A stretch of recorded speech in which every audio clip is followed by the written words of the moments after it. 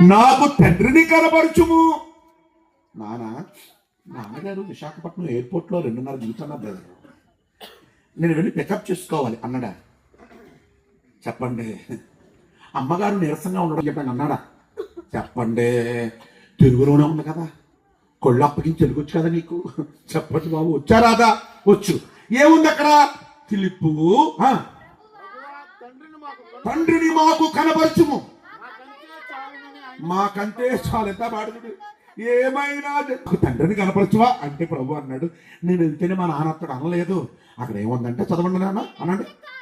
ఏమన్నా అంటే యేసు ప్రభుకి లాంగ్వేజ్ ప్రాబ్లమా? చెప్పండి. యేసు ప్రభుకి లాంగ్వేజ్ ప్రాబ్లం అంటే నువ్వు అజ్ఞాని. సమస్త జ్ఞానం ఆయనదే. నేను మళ్ళా చెప్పాను, మొదటి వాడు ఆయనే. ఈ సూర్యుడు చంద్రుడు నక్షత్రాలు పుట్టక మునిపే, ప్రపంచంలో ఏ ప్రాణి కొడుకు జీవాత్మ లేక మునిపే ఉన్నవాడని వాడు ఆయన మానవుడుగా నీ కొరకు వచ్చాడు.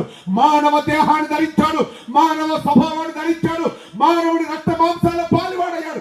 ఎందుకో రక్త మాంసాలను